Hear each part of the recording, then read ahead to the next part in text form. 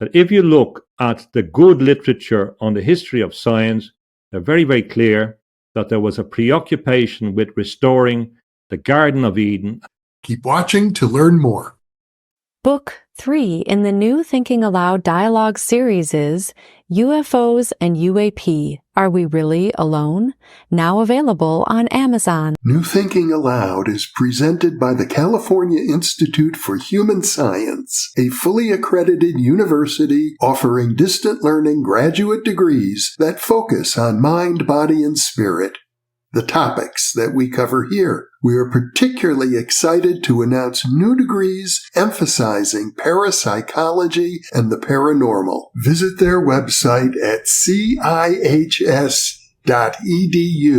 You can now download all 8 copies of the New Thinking Aloud magazine for free, or order beautiful printed copies. Go to newthinkingaloud.org.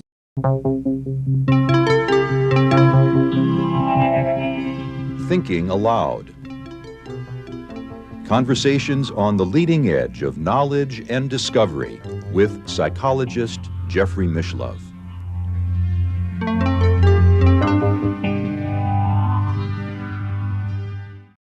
Hello and welcome. I'm Jeffrey Mishlove. Our topic today is the coming of a spiritual dust bowl, and my guest is my good friend James Tunney.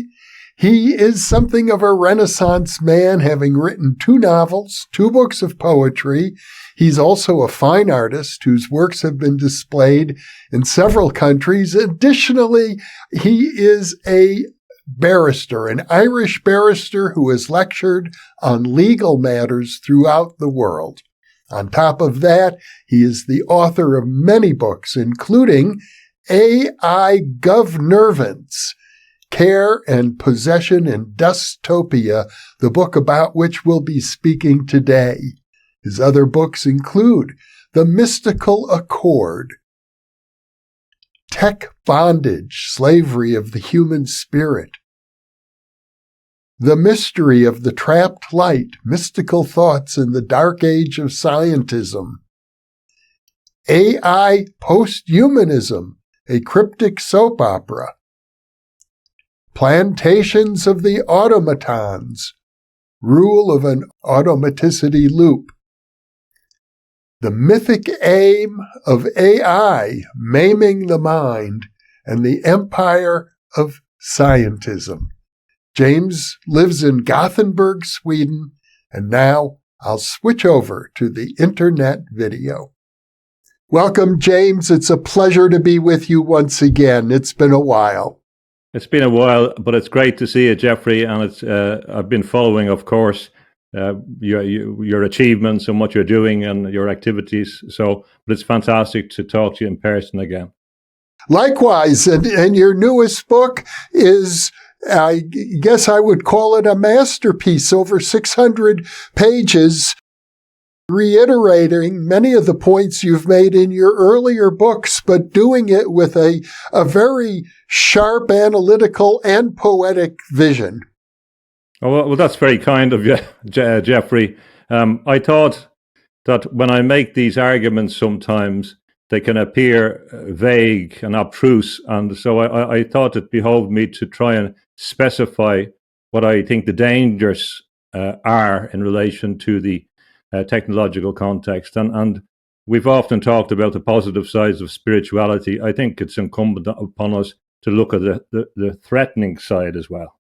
Well, one of the points that is very clear in this book, more clear, I think, than in your previous books, is that the prospect exists, certainly in the minds of many powerful people, for total control of the human population using technology, a complete totalitarian system that would invade our bodies and literally control every aspect of our lives.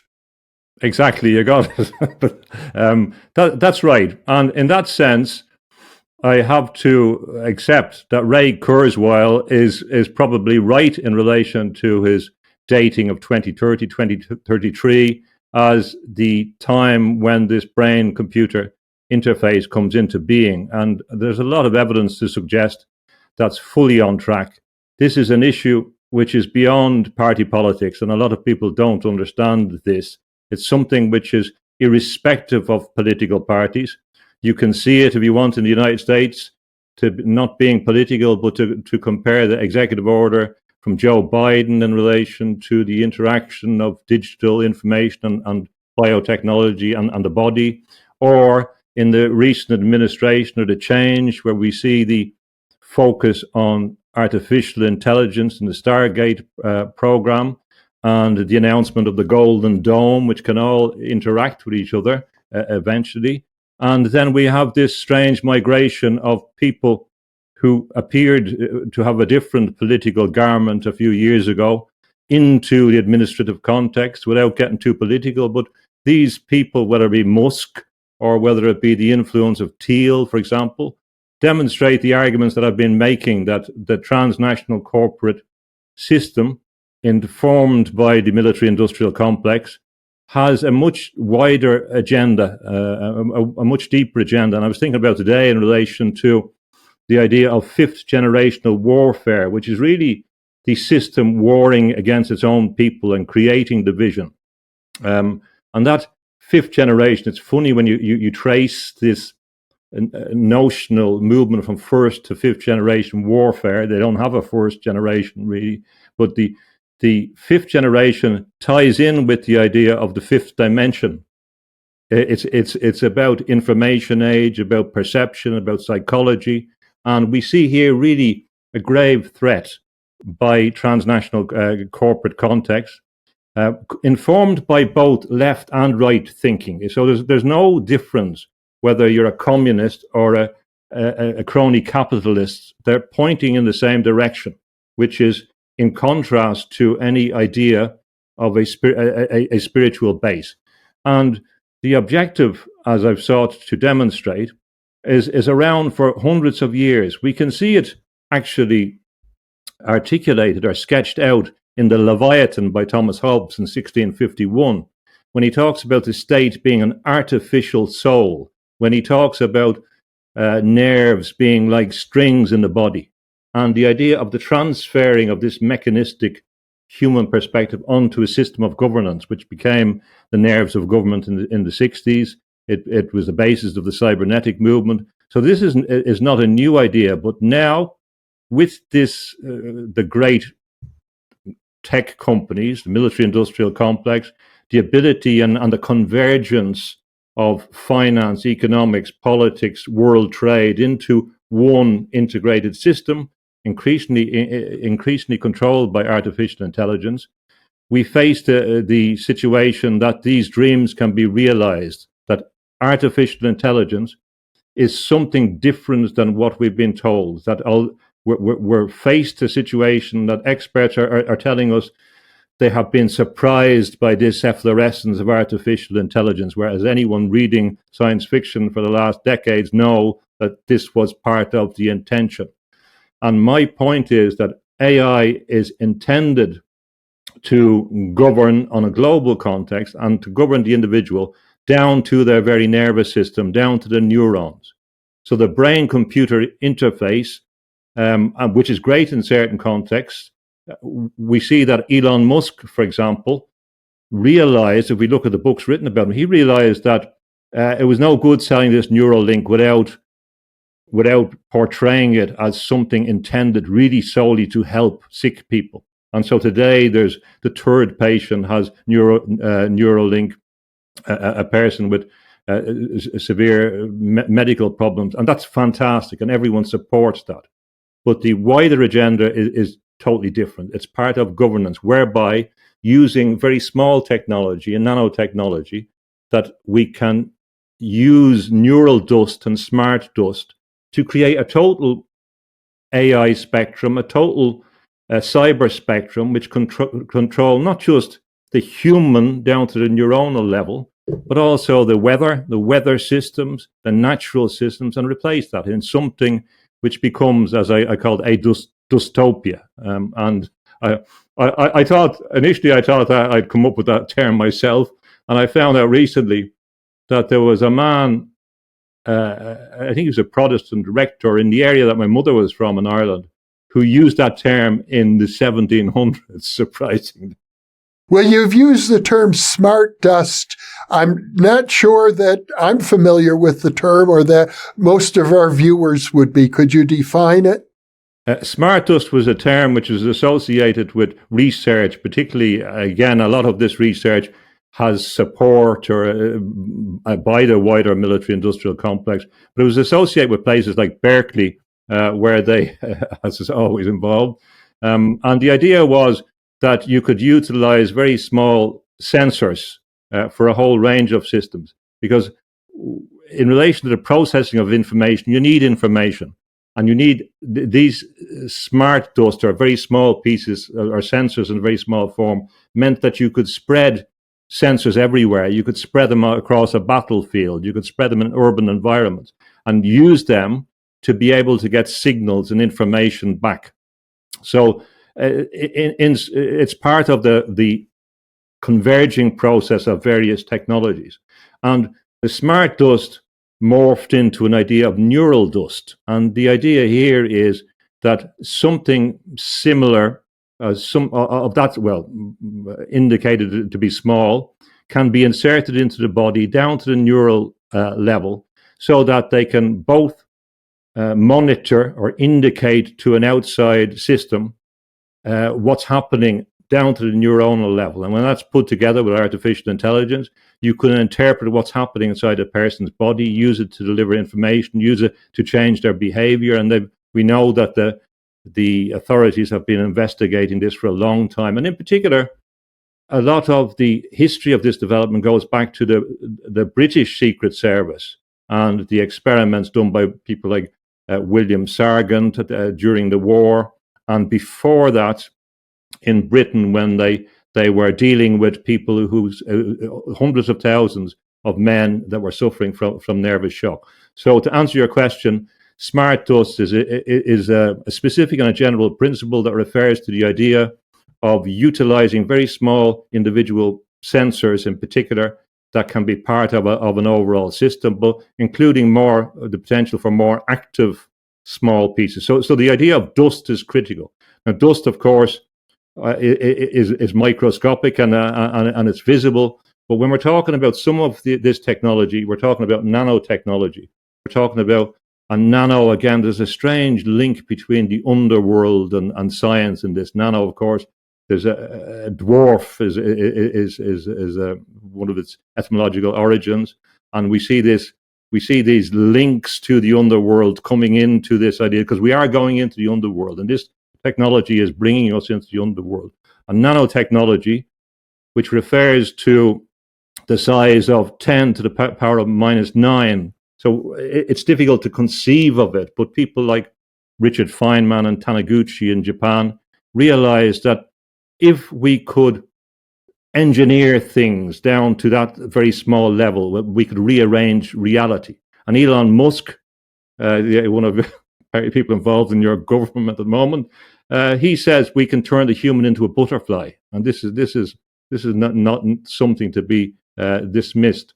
So this nanotechnology, of course, has great advantages for governance in that it's invisible, it's hard to detect, it can be assimilated in the body very, very easily. It's not like drilling a hole in your head and smacking some big chip into it. It's a lot subtler, and now they're admitting that it can be taken into the bloodstream in many ways. So it could happen in a surreptitious way that we're unaware of. In other words, our bodies could be permeated with this dust, and who knows what it might be programmed to do. That somebody in a office building in Washington, D.C. could push a button and the dust could explode inside of us. I think the primary purpose will be for monitoring. The second purpose will be for control of your behavior, and that could be useful. I mean, there have been arguments and discussions about whether governments in various countries, including in Europe, have used sound waves against rioters, for example.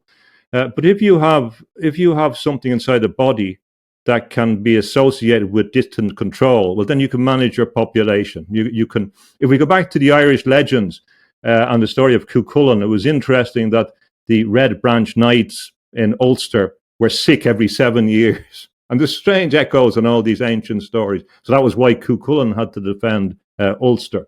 But obviously, in a military context, if you could make your opposing military sick through spreading invisible substances that could be activated by signals, you can achieve what you want to do. And this is, unfortunately, this is the future. And it's quite clear in the documentation, in the Army's statements, in the military plans, that this is where future war is going to.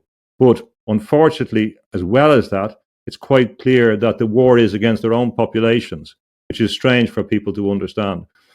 And as I've mentioned before, that every war that we see, what happens is the military-industrial complex takes that technology they have used in the latest war and brings it and applies it to the domestic population. And that's a standard principle that you can predict. So, for example, the Ukraine war has been identified as a drone war. And lo and behold, as the war is going on, we have this massive spread of, unexplained objects across the skies in America. And if people do not see the connection between that, well, then they haven't read the history of military transfer of technology. You're suggesting that the U.S. government is actually already using drones to spy on American citizens? Well, all these unexplained drones recently, they can be used for a whole range of purposes. But if you accept the statements of the Department of Defense and the nature of future war, it can be used for a whole range of internal purposes to make the public feel, or to change their mind on things, for example. So the idea is that the government will control your nervous system. Now, they've always done this with propaganda, with fear, with the theatrics of execution. They've always done this. But the dream was always greater, to be able to actually control you on a neural level. Now, if you think of all the Huxleys, for example, and you say, of all them Huxleys, which one, this sounds like a pub quiz question, but which one of the Huxleys won the Nobel Prize? Now, the answer is Andrew Fielding Huxley. Now, what did he win it for? He won it for his work on the signaling in nerves and the electrical signaling process in nerves. And he studied squid and how it traveled and the axon. And why are they studying these things? Because cybernetics, and we've talked about cybernetics before in the British context and the American context, and cybernetics in Britain brought together zoologists and anthropologists and mathematicians, but they were really looking to see how they could manage the human body with the idea of a wider model, which was also based on a nervous system for the planet.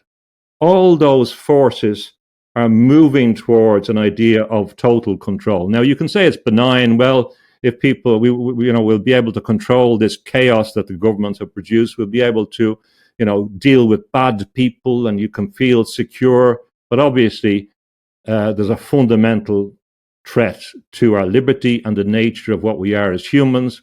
If many scientists don't believe that we're special, they believe we're moving into a transhumanist, post-humanist world, and then it doesn't matter. But they will get docile, zombie type citizens, those that will be tolerated, or their life could be ended. The euthanasia has become more of a public policy strategy in a number of countries. It could be that on a certain birthday, you get turned off, Jeffrey, at a distance, or if your social credit isn't sufficient. But these things are really serious threats to human liberty, but fundamentally to the nature of humans. Because when this happens, we become cyborgs, and we are no longer human, and we cannot have the control of our free will.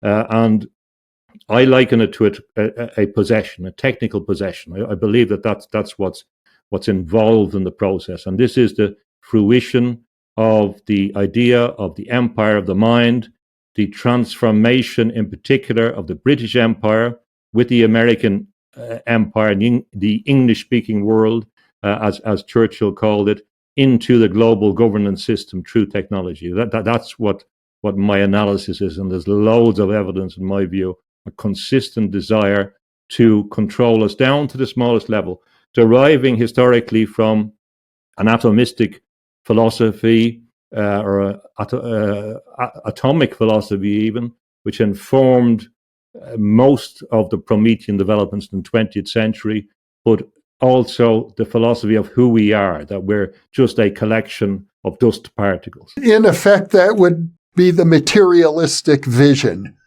The atomistic view is really the base of the materialist vision, because with it is the idea of reductionism. That comes once you say, oh, look at that person's dead, they turn into dust, everything is made of small particles. You go back to Democritus and Leucippus and Epicurus and say, well, everything is just small particles. Then you reduce things, and you understand that legitimately there is power in understanding how these small parts work. The problem is that the methodological consequences lead to a philosophical reductionism, where they begin to focus on the parts and not the thing that contains them, not the totality that unites them. And it also leads to a diminutive idea of the human, which ends up in Richard Dawkins saying that we are selfish genes, for example. And then people begin to believe that and begin to act on that. And they fail to see the unity that animates the dust, if you like. They fail to see that we are something else other than that. And probably one way to explain it to people is that the human is not merely a collection, as William James anticipated. That he said that if you have an evolutionary theory, you're going to have to say there's a bit of life in everything, and there's a bit of consciousness in everything, and you come to a situation and say that human brain is a collection of mind dust. So he anticipated 140 years ago. He understood where this was going. And similarly, if you believe that everything is atomistic, well, then why not just have a good system of technology that you can control? That's a natural progression. But this viewpoint fails to identify that the human is also a receptor. It's a receptacle, that as the human grows, they increase their capacity to interact with the universe, as they can do as a receiver, which hence we have the remote viewing and all the work that you've been doing, that really the human is a receiver. And this is the basis of understanding how crystals work, how the body is crystalline in many senses. DNA is crystalline. So it's not just a process which is internal, it's a process of the human being integrated into a cosmic sense. And an atomistic view can deny the field, as you were talking with Federico Fagin. They can deny the unity that is there, deny the forces which operate through the receptacles and through the containers. So yes, it's the materialist perspective, which is really, really based on the atomistic view historically as well. It doesn't have to go that way, but it often has done so.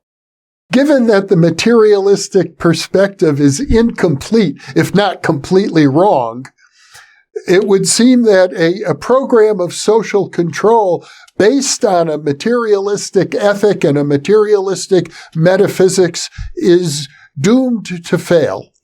You could say that, but imagine you're staying at the great innkeeper in Greek legends, who cut you to fit into the bed, basically. If your legs are too short, you cut your feet off to fit into the bed, or vice versa.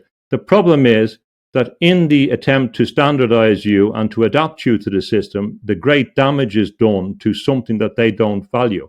So the idea would be that you would be modified to fit into the system. And this is the idea of the extended phenotype, the idea that what's out there is important. And this is Dawkins' idea that the beaver's dam, for example, is a part of the genome. So by the same token, we can say we've changed the outside world and we'll make you to fit in with that. And we can see this in the progress of civilization, that it's increasingly impossible for people to live off the land, if you like, to live in accord with nature.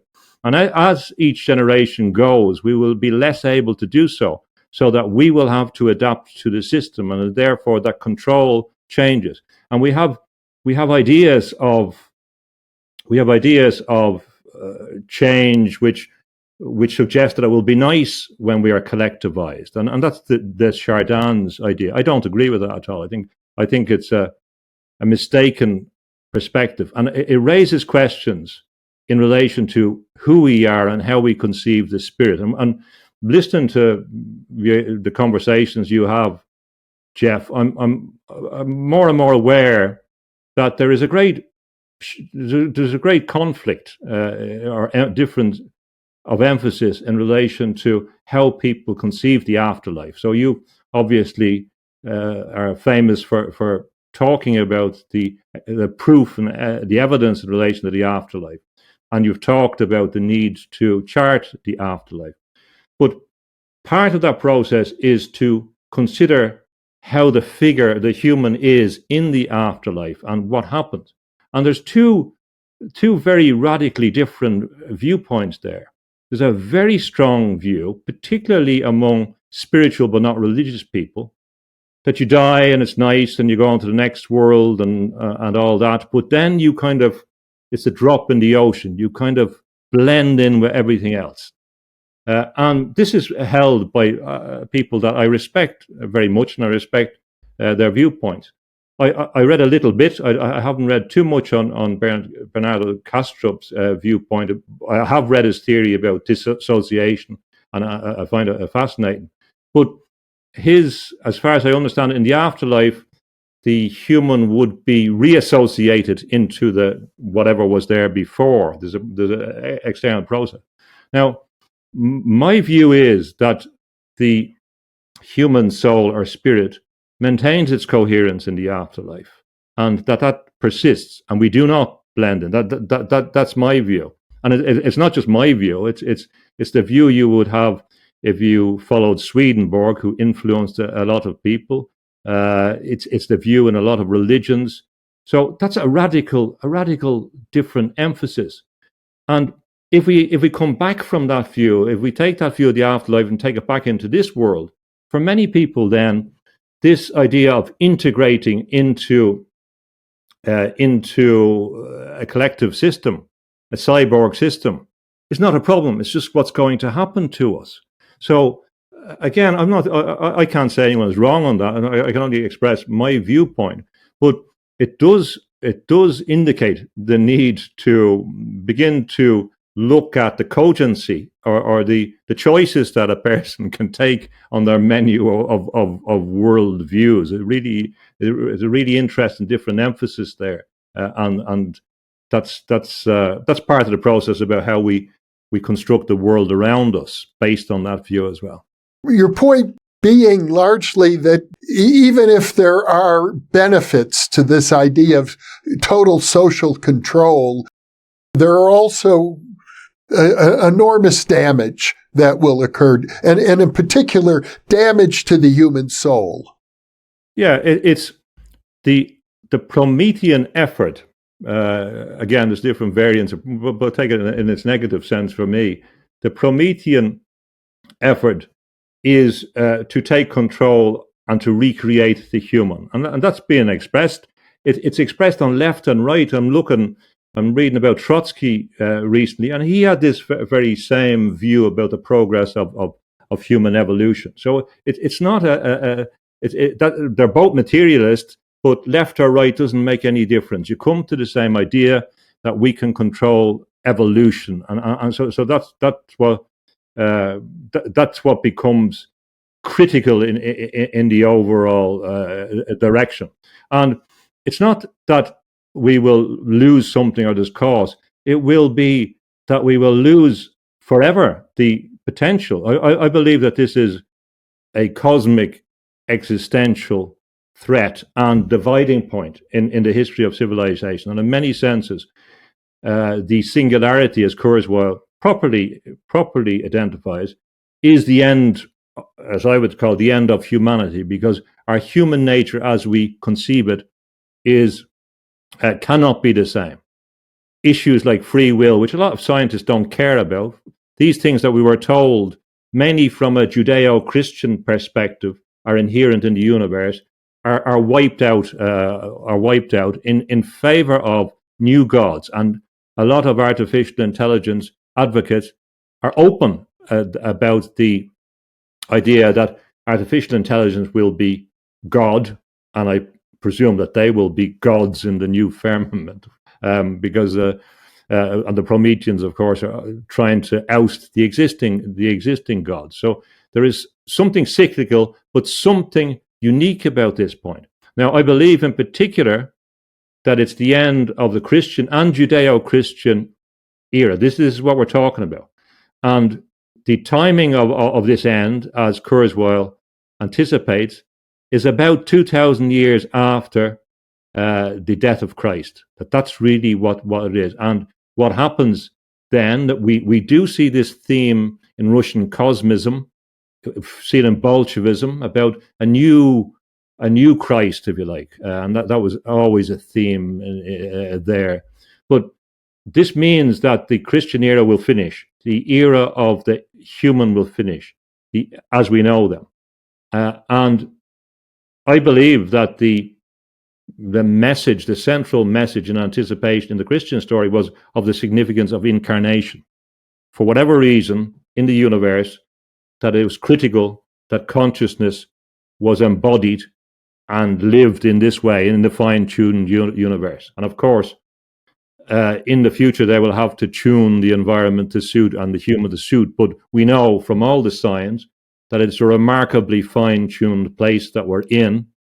And it's remarkable that the humans function in that context. So absolutely, and it's not far away. And again, Kurzweil and them, who talk about this singularity, are describing the plans of the military-industrial complex. That's what I believe they are. They're not just anticipating a whole range of diverse technological functions.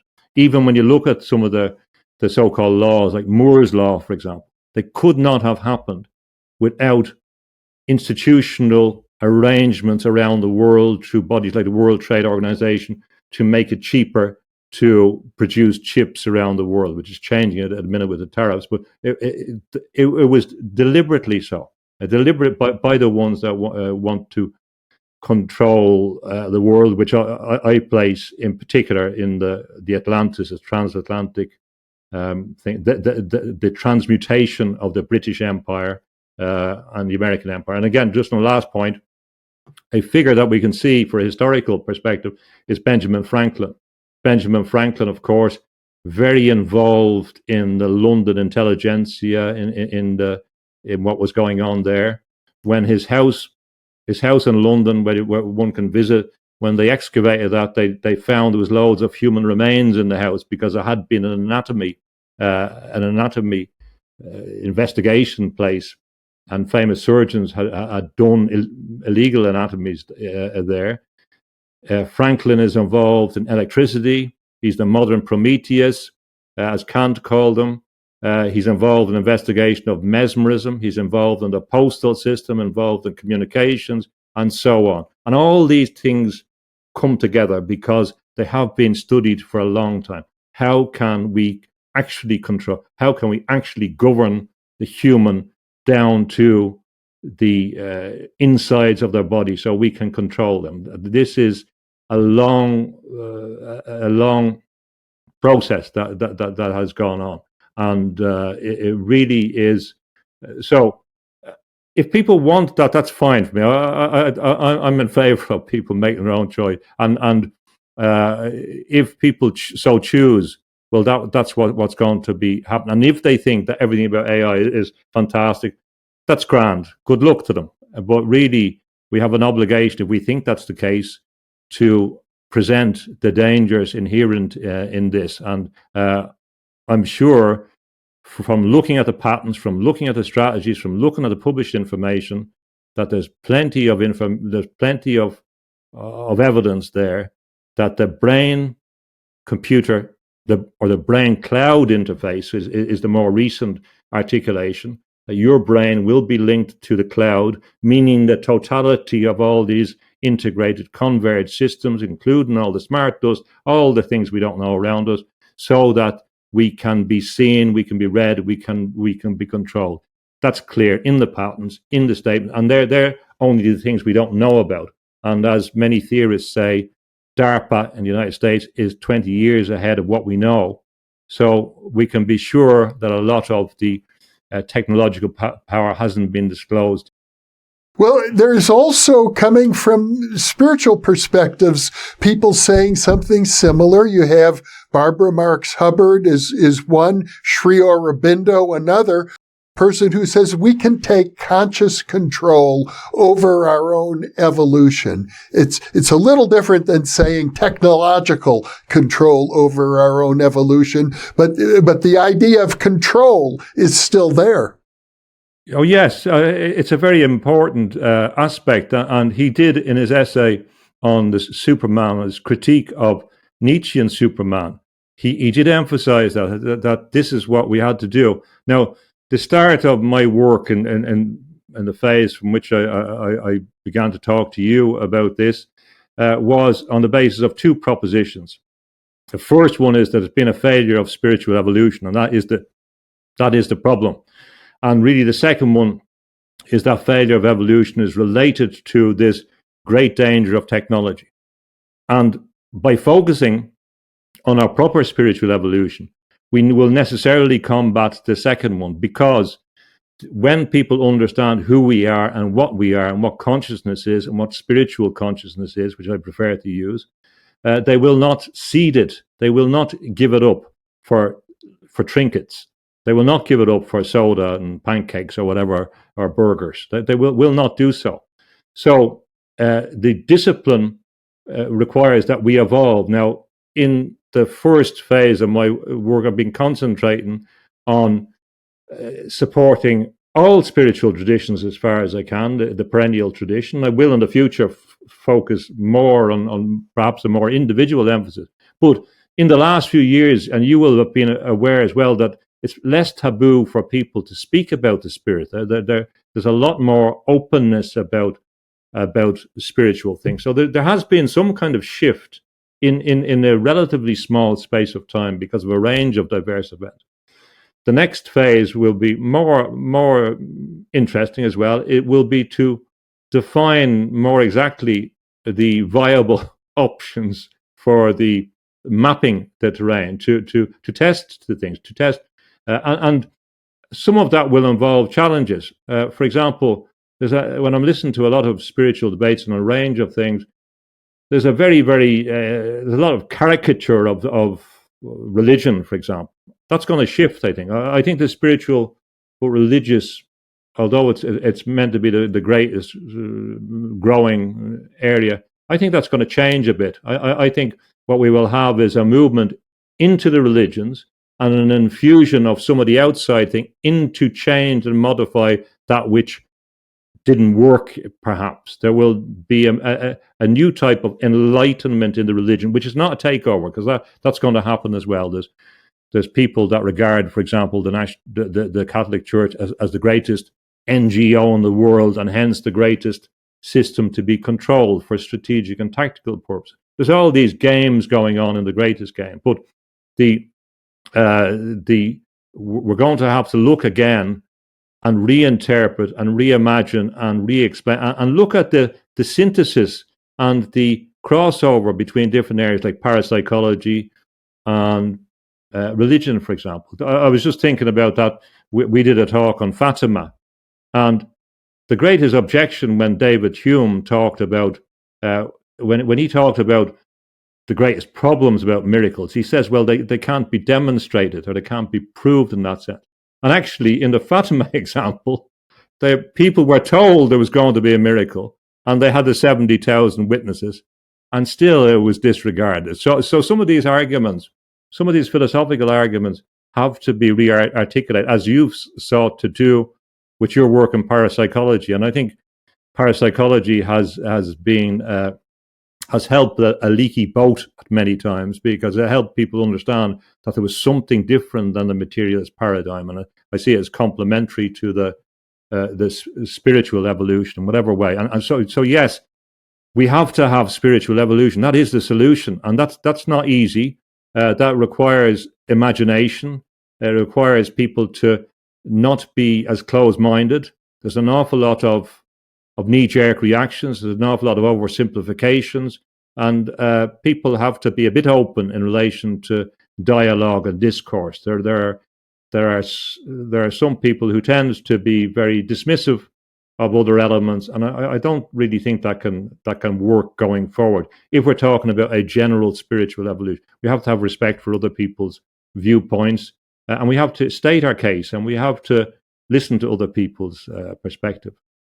Well, there's also the individual rebelling against the collective. And it seems to me that as these technologies come on board, you're going to have individuals who are going to say, I'm going to use it for my own purposes. We see it today in the trans movement. People realize they can change their gender, more or less, if they wish. But pretty soon, if these technologies continue, we'll be able to do genetic experiments on ourselves and change our bodies in many, many, many different unpredictable ways. That's right. You've put your finger on a great challenge. That my concern, of course, is in non-consensual governance, which seeks to change you. And I believe that will be the future. In order to sell that, people and corporations will sell the attractiveness of this transformation, the ability to change. And this is occurring at a deeper idea, a deeper level in the United States. You have ideas, for example, not just from Musk, but by some of the theorists considered alt-right or whatever in the United States, about the butterfly revolution. This is behind part of the idea of this new administration, about something totally new coming out of what is there. And some of those theories are anti-democratic, at least. Don't mind about technocratic and transhumanist. So yes, that will happen, and people will, especially alienated people, will embrace a chance to be something else. And in fact, there's a priming of this in relation to this acknowledgement of identities, that you can decide to be a cat and be recognized by a cat, as a cat, for example. I mean, this is a real social phenomenon that's going on. In many ways, this can be a priming for future transformation. It sounds silly to people. It will sound silly to people, but if you look at the best brains in these issues, they're talking about a future of that nature. So, and there will be a point where people make a voluntary choice, and that. So we don't know that at some stage in the past there was a break when you decided to be a sheep or a goat in some, at some stage back in, this thing probably has gone on in many ways. But what you don't have a choice to be is to be, in my view, is to be something different than a hologram of the divine. If you recreate that and deny that, the stories we want, the myths, the reality of the fallen angels is there throughout history. When you reject, or in the Promethean sense even, you say, well, I'm rejecting that divine order. You must go to a different order. That's fine. But if you realize what you are giving up. Now, another point about this, which is related, about how we conceive the world. Wolfgang Smith, who was a mathematician, described us living in an area of time and space, and proceeding from there into an era or an area or a zone which is only of space without time in the next life, or even sometimes now, which is below an eternal domain. Now, I believe that's quite accurate of some of the traditional descriptions. It's quite good model. Many people, when they're talking about their spiritual identity, they're talking about lower astral planes. If you look at it from a mystical perspective, if you look at the writings of Evelyn Underhill, who knew magic, and she said that the mystic is never concerned with these lower domains. Whereas when I see a lot of debate about spirituality, a lot of it is about these. They're fascinated with these domains. That's not one that I want to be in. But if you want to be with the mechanical elves in the afterlife, now that's up to people to make those decisions. But I've been very, very clear, and we've discussed it, that I believe there is a place of light from which I believe that we come from, which is the original material, which is distinct from natural light. That is a physical reflection of it, but it's effective light, which has a power in it, which is not a merely physical domain. And you see it in the non-canonical Gospel of Thomas. Jesus says in that one that if they ask you where you come from, say that you came from the place where light came into being of its own accord. Now that's the place that a lot of mystics, and including the Buddhists in a different way, are aiming to, and on the assumption that they can maintain coherence to return to or to come to this place. That's a different place. So again, many people don't say that I don't fancy that. That's grand, but we do have to conceptualize properly what the different theorists and mystics are saying about what's going on, and that has relevance in relation to our conception of this plane, and also of the struggle. This idea of the various forces that want to possess us, want to not let us go back, want us not to return, or want to interfere or take over our bodies and mind. All these arguments can fit into an overall picture where at least one makes choices, or one has an idea of what the different options are. At the beginning of our interview, you suggested that it's important to take a look at the dark side of spirituality. And I think what you were getting at is that sometimes our very notions of caring for each other become abusive. When I looked around at the literature and who was talking about this, one of them was an old friend of yours, Rollo May, who you interviewed, and you've talked about him a few times, and he talked about this idea of care. So again, it's the same old things coming true. Now, if we look at the Roman legend about how the human was created, we have Cura, or care, who fashions the human from terra, the earth, and then the form is informed by the spirit of Jupiter. And then there's a debate about who has the right to name the human, or what the human is. And Saturn decides that really it should be named after Cura, or care. And in the end, the body would be returned to the earth and the spirit would be returned to Jupiter. But in that story, and right through the work of Goethe and Dr. Faustus, is the idea about this idea of care being ingrained in the universe, and that we are a fractal of that, or a hologram, if you like. And as you know, you've talked to many people about the near-death experience, they have this sense of this care inscribed in the universe in some way, which they have to reflect, as all the spiritual traditions say. So again, if we look in the Christian context, the core idea is expressed in the Good Samaritan story. It's about someone who we don't expect exercising or demonstrating compassion to someone we didn't expect them to do so in that context. It wasn't a hypothetical thing. It wasn't that they stopped and said, okay, this is making me want to donate money to anti-violence programs in Samaria or whatever like that. It didn't say that. No, that he helped the person that needed help. It's very, very direct. Love God, love their, very, very direct. The problem is with systems, care becomes, there's a big gap between the person who needs the care and our ability to administer the care. So it usually becomes becomes associated with some other cipher in between, which distances us from the actual exercise of care. And with technology, we have this idea of post-human care. So when you go to the hospital, you'll have a robot will be looking after you. There's loads of information about that.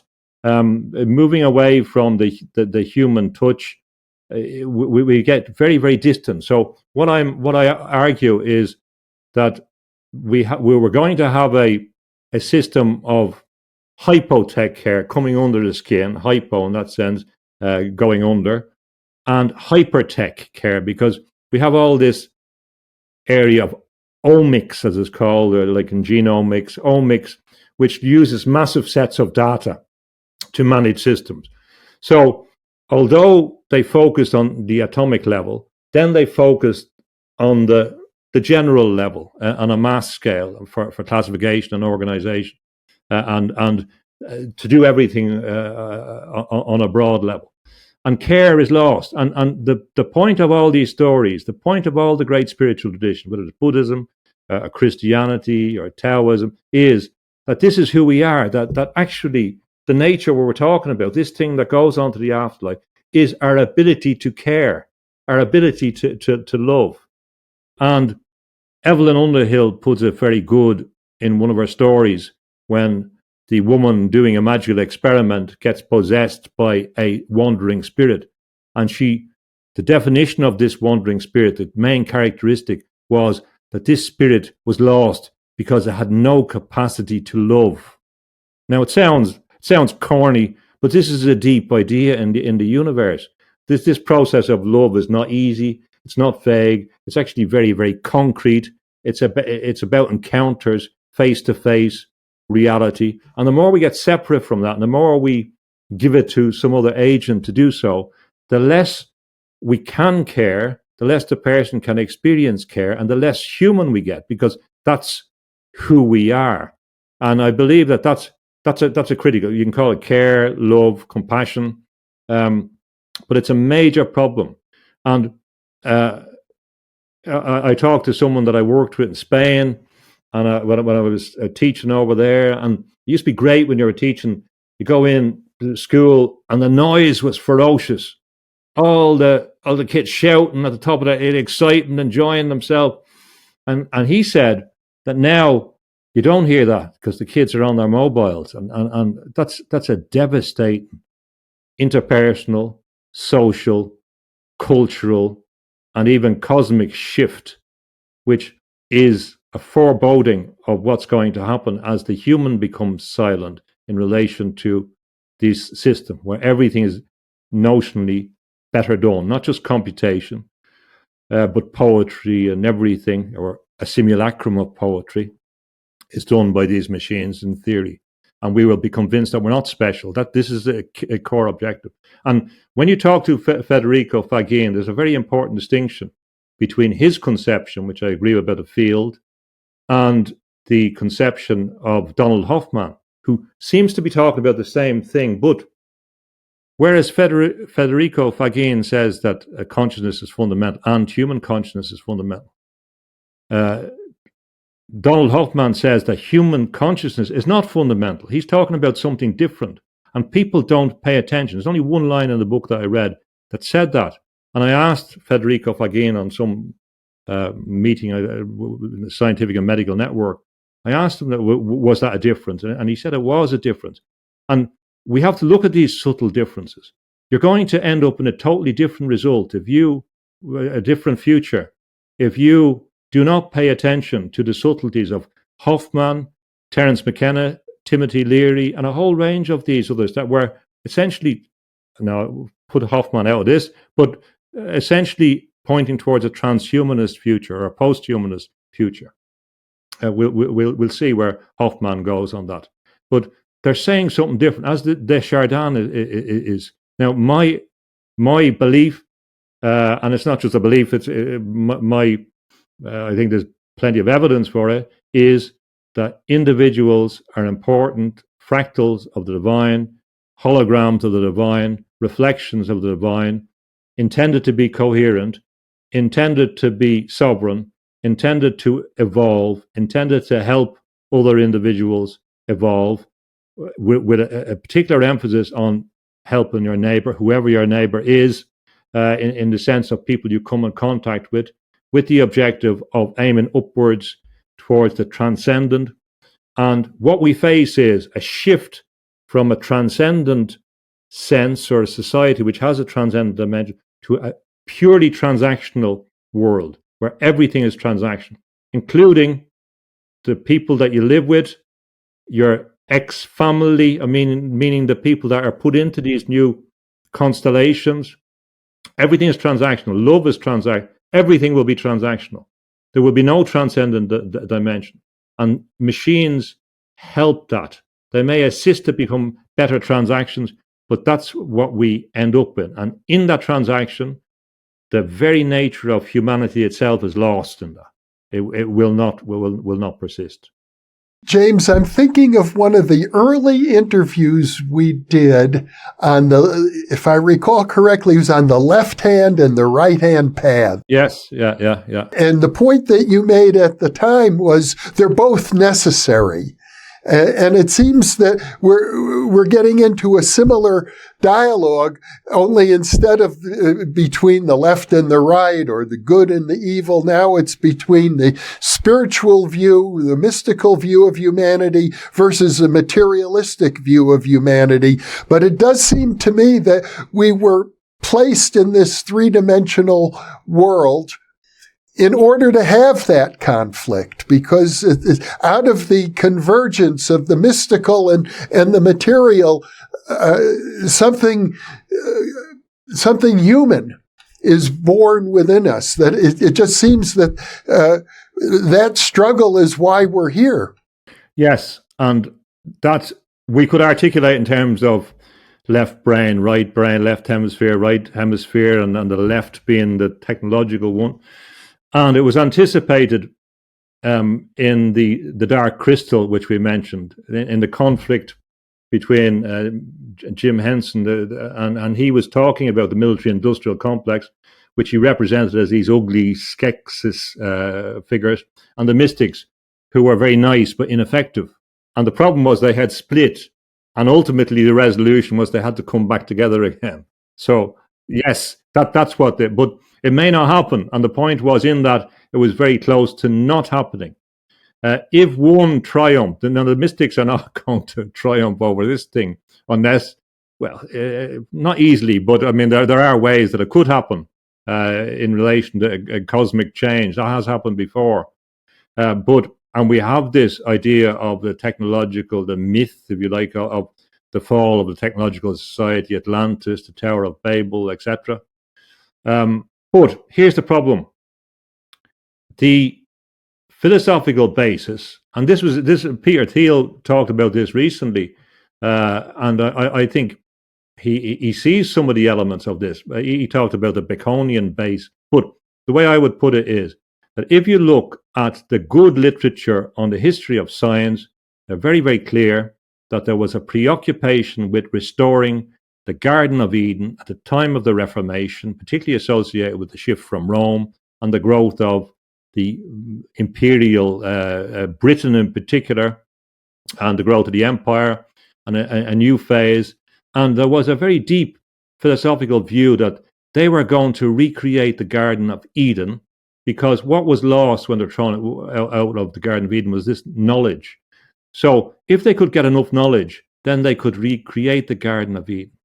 And then we see it articulated in Arthur C. Clarke, who articulated why are they so fascinated with the Tower of Babel? Because it clearly says in Genesis that God said, and that's good authority, that if man could establish one language, then God would not have the power over them.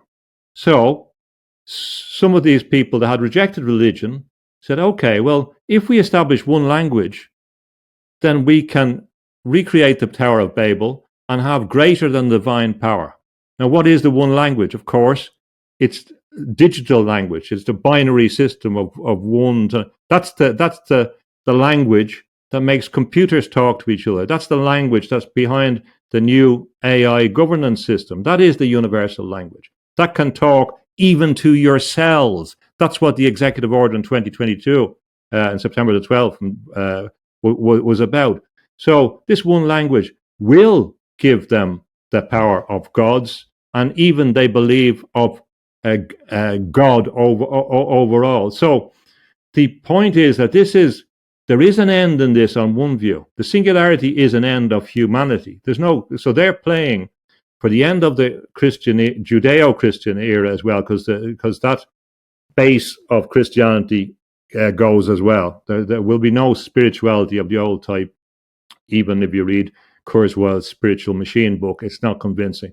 That is all gone, and Islam as well in this new system. It's particularly secular, humanist, insofar as anything remains. But in relation to the masses, the control is gone. The end of the human era.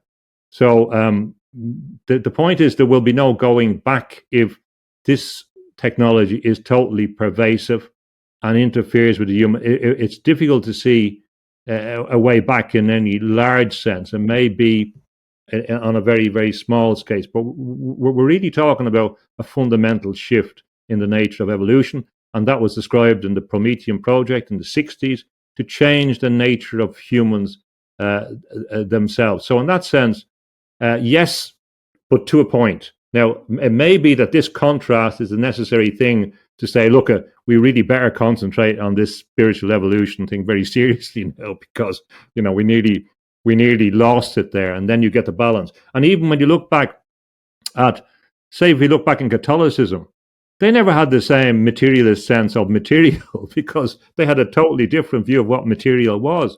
So there are ways to reconcile it. We don't have to go the way that has the techno-scientific way. There are much more ways, and it doesn't mean that all material is bad and all spirit is great. And that's not what it does. So yes, to answer your question, there is a balance to be had, but there is also an existential threat to one at the moment from the materialist paradigm. In fact, if I understand you correctly, what you're saying is, especially based on Ray Kurzweil's forecasts, that we're at risk of entering what you call the spiritual dust bowl in 5 years. I think that's right. And I think, again, I don't want to get into politics. People are sick of politics. But looking from abroad, looking at the United States, you can see that a lot of the arguments that have been going on about things are distracting things, that they're not about the fundamental issues. And it's very, very easy to excite people because they're controlling our nervous system through the media, and we're wired into the system. And really, it's this big issue that we really have to stand back and look at this threat. So it will be, I use the analogy, the spiritual dust bowl, referring back to what happened, of course, in the United States. We talked about that in relation to Steinbeck and the actual dust bowl. When you work too hard on the land and it can't sustain it, and it disintegrates.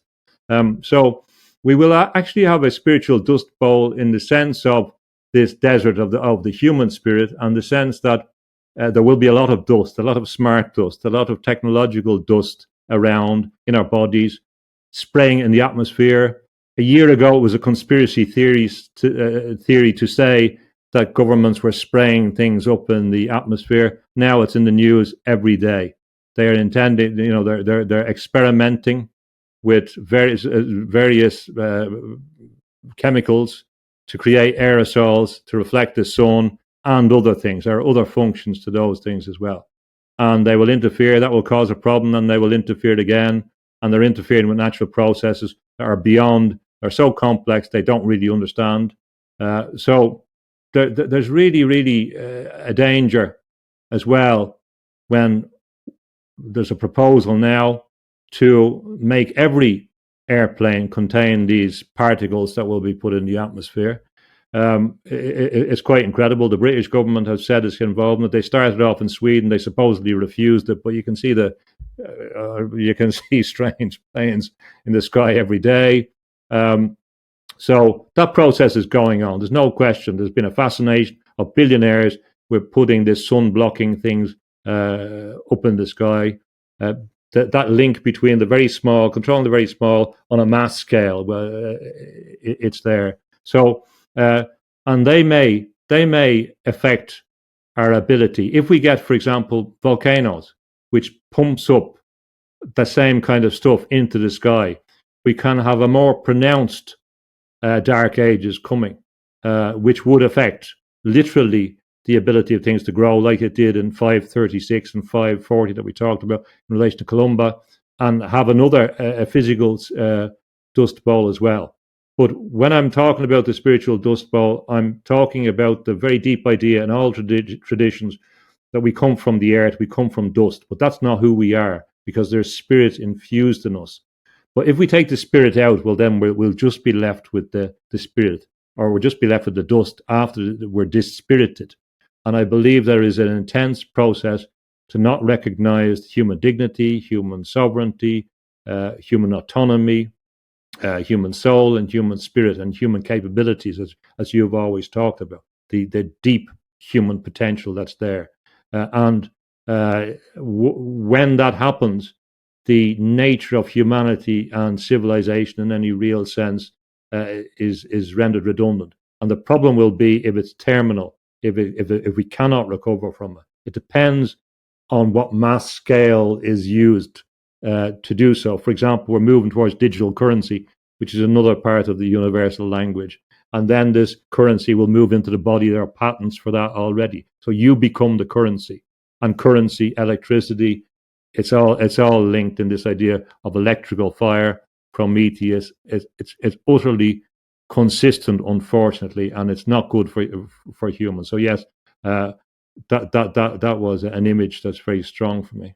You mentioned, I'd like to return to it, you seem to be of the opinion that this very strong movement in Western countries, people call it spiritual but not religious. You seem to take a negative attitude to that being spiritual without being religious is somehow uninformed.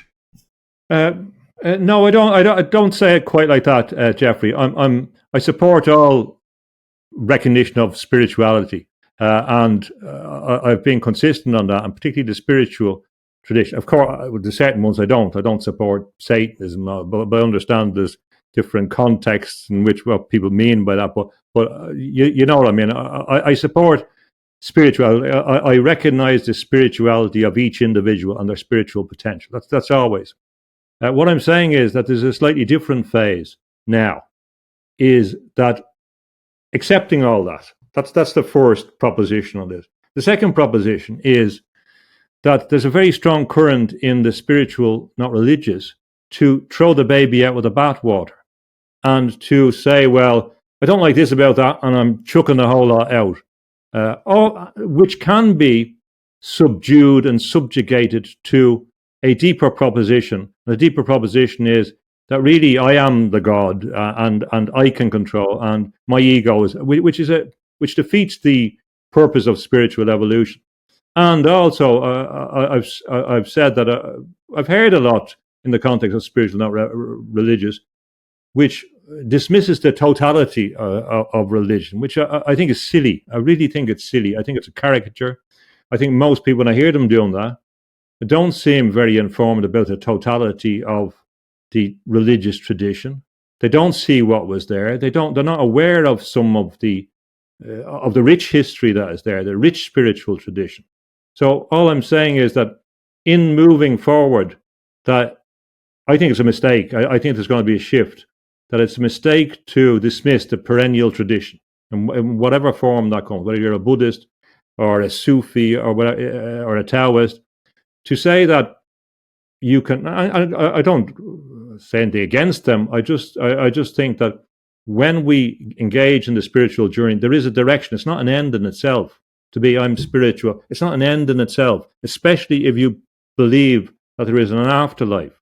And all I'm saying is there are different pathways then to consider in relation to where you're going.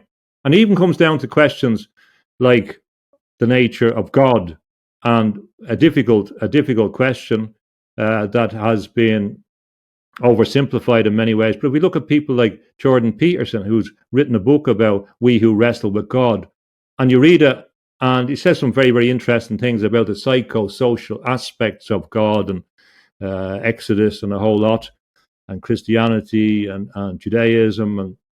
But he's very, very cautious to accept that God exists when he's asked about it. He's never said, yeah, I believe in God or whatever. So what we're doing there in that context is talking about something which is on a psychic domain in many senses that Jung talked about, that you're left and saying, well, does he believe in an ontological reality of God, the divine, whatever way you want to call it, the Tao, or does he believe that all these things are projections?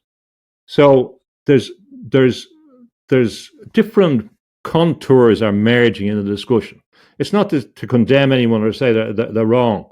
I do stand by that I have heard a lot of nonsense, including about the history in particular, or the facts, figures, and events of some of the discussions of the religious thing. And there's reasons why those conflicts happen.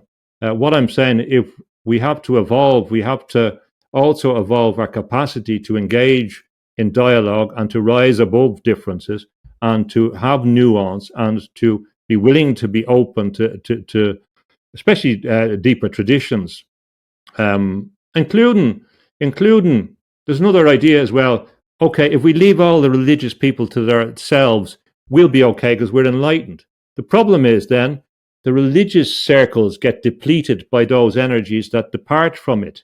And I can see negative trends in some of the recurrences to traditional contexts, which I certainly don't like.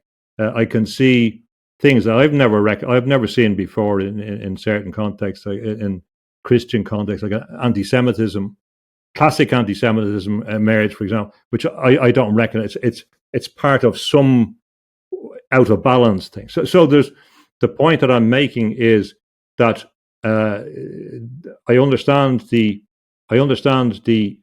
spiritual but not religious. Of course, it's a major thing, and many people watching your program are that. I don't say that that's wrong. I just what I'm saying is, in some ways, their necessity to address the issues are bigger, they're more pressing, and in doing so, they have to be better if they're going to sustain themselves in relation to traditions that have been around for thousands of years in relation to spiritual tradition.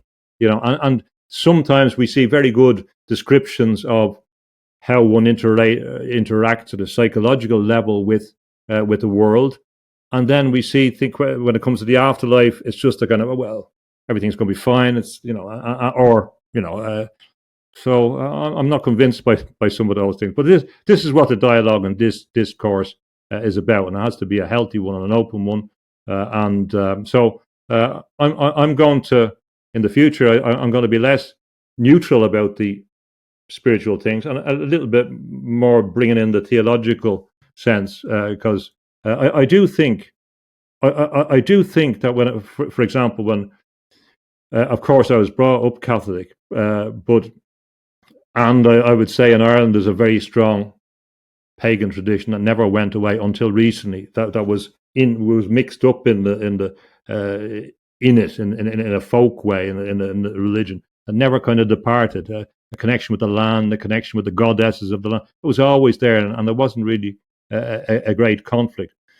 But when I looked through the traditions in relation to some of the issues that I've been examining and how they stack up against the modern problems, I do think that the Judeo-Christian and the Christian, for me, the Christian context anticipated quite well this situation that we're at, and has deeper things that we don't often hear about. In America, a lot of people say I'm Christian, and they mean they're Protestants, and they mean, for example, Catholics are not Christian. I mean, there's it's a remarkable. I've seen an awful lot of that. So I'm clear about where I stand on that, and some of these religions as well have been hijacked. For example, we've talked about the rapture, and millions of people in America believe about the rapture.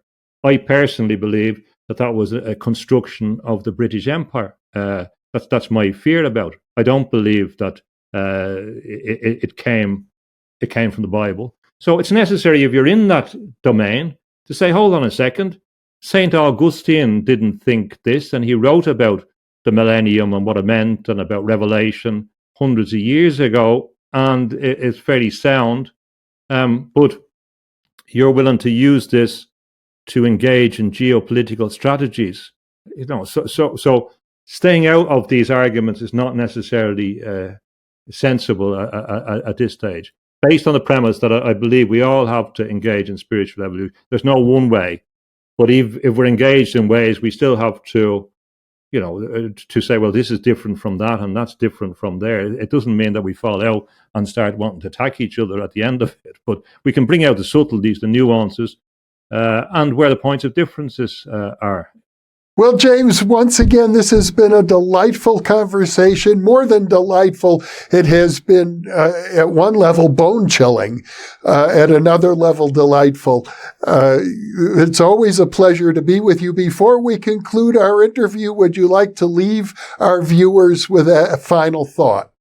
When you say about the bone-chilling element, it came into my head today, because you're always so optimistic and always looking for the positive side.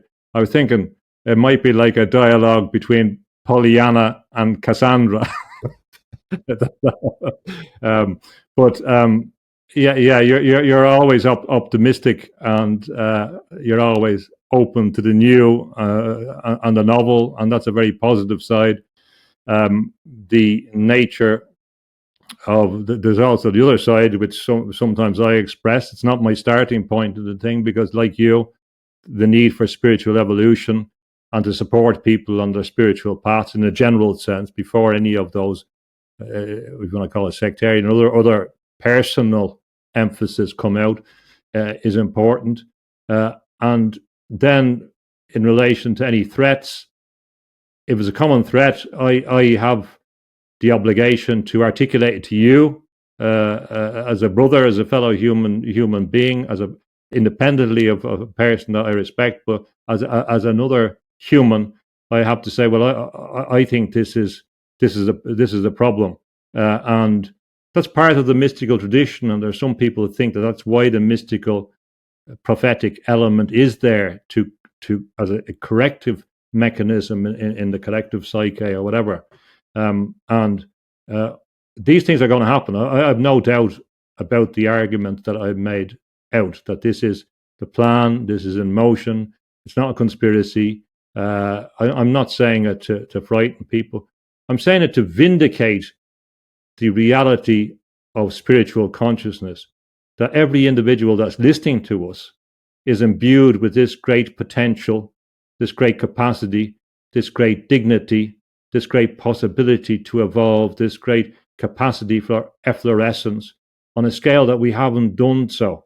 And that's what Myers was talking about in his idea of the imaginal, and his idea of the imaginal in the butterfly context. It was a spiritual tradition. It wasn't a mechanical it wasn't a physiological thing.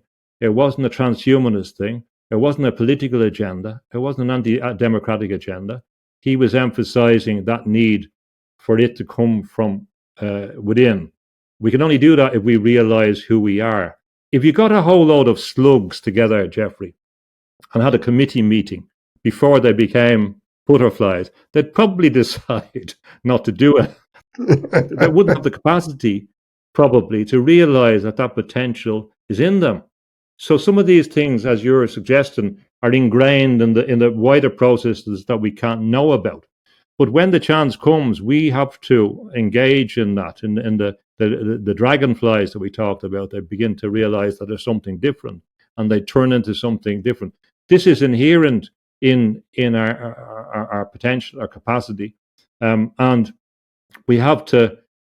We cannot have a premature end to that potential by being told that we are lesser than machines and things that can create simulacra of humans without the ability to reproduce spiritual consciousness. I don't believe ever that they will have consciousness in the way that we talk about, which for me is spiritual consciousness.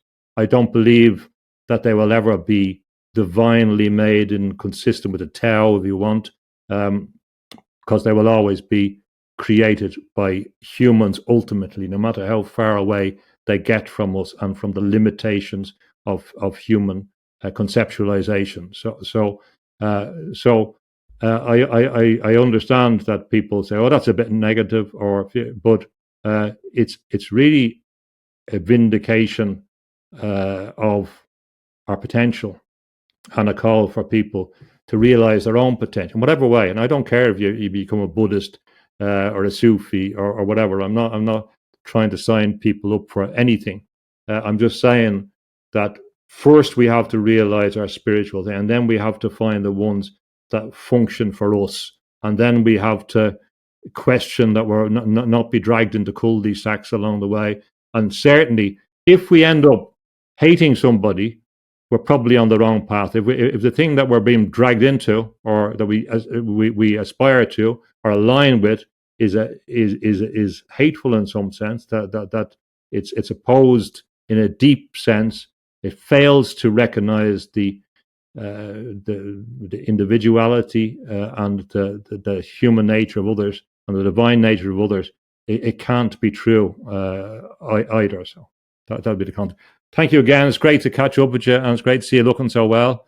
And I really enjoyed our conversation. And it's a pleasure to catch up on the many threads we've had over the years, and to see you looking well, and to see you prospering and going through an efflorescence yourself in relation to your work with the Californian Institute and your PK man. And I think, last point, I think years ago, I remember reading material from the California Institute in London, which was, if I'm not mistaken, which also influenced me. So nodes like that can have a big influence around the world. Well, James, it's a real pleasure to be with you. I hope we have many, many more conversations, as long as we're both able to do that. And for those of you watching or listening, thank you for being with us, because you are the reason that we are here.